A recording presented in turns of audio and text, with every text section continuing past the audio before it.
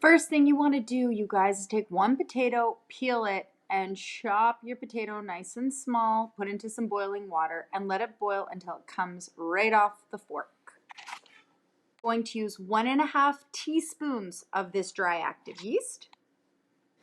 Put that 1.5 teaspoons into very, very warm tap water in the bowl you're going to be mixing all the ingredients in. So you can just let this sit for at least 10 minutes while your potato finishes cooking and is again falling off the fork. So you want to make sure these potatoes are done really well for your dough, or else it's going to be lumpy. So my potatoes are done really well because when I stab them, they fall apart, and that is a good tell sign. Mash your potatoes really, really well so they're nice and smooth, and measure out 1/2 cup. Now in this bowl, I have the 1.5 teaspoons of dry active yeast, 3/4 cup of warm tap water, my very smooth mashed 1/2 cup of potatoes, my 1/3 cup of sugar, my 1/3 cup of shortening or margarine, doesn't really matter, 1 egg, 1/2 teaspoon of salt, and 1.5 cups of flour to start. And then you add 1/2 cup gradually to the dough. Be careful you don't add too much flour so it dries out. You want to be able to pinch it without it sticking too much to your fingers. That is better than having dry dough. So I'm going to leave mine and let it knead for about 5 minutes. If you're doing it by hand, start kneading for 5 minutes. And this is perfect. I know it looks a little sticky, but that's good. Add a smidge more flour. And by a smidge, by a smidge, I mean a sprinkle. Okay, like 1/4 cup.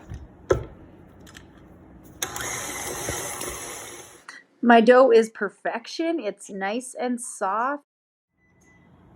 All right, my dough is looking good. It's nice and soft. You know it's kneaded well because I can touch it, and my fingerprints are left indented, and it's nice and soft, not dried out. So cover that up, put it in a warm oven for 30 minutes. And by warm, I mean you turn it on for 5 minutes at 200, turn it off, stick it in there for 30 minutes. If you have a warm button, press that after you turn your oven off, and that will keep it nice and warm in there. Stick your hand in your oven just to make sure it is not too hot. It just needs to be slightly warmed.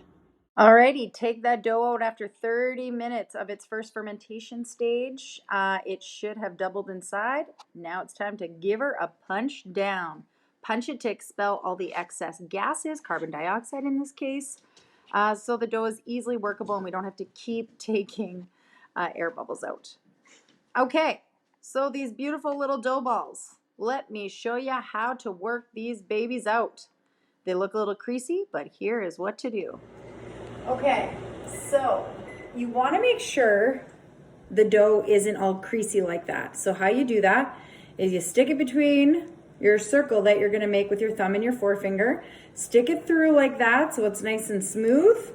All the creases are at the bottom, and pinch it. You got one dough ball. And then you want to just, let's put it back here. Take your hand and just put it at the bottom and spin. It should be nice and perfect and round, just like that. So do that for each muffin tin. Sorry, you need 3 of those for each muffin tin. So I'll do another one like this. You kind of just smush it together. Your dough should be nice and smooth and soft. And stick it through. Creases at the bottom. Spin, spin, spin, spin, spin. And there I have 2. Other one. Smush, smush, smush, so all the air is out. Push it through your fingers. Creases at the bottom. And just like that, spin, spin, spin. These 3 go in one muffin tin, just like so. So each muffin spot should have 3 little dough balls in about the same size. Mine were 0.8 ounces each, if you have a scale at home. Okay, another way to make your dough balls nice and round is to put them on the counter. Again, squeeze the air out, put it on the counter, cup your hand, and then you want the dough ball to go around and around. So you don't squeeze it, you go fast, fast, fast, fast, fast. And just like that, again, push it through, seal, 1. So that's how fast they should be.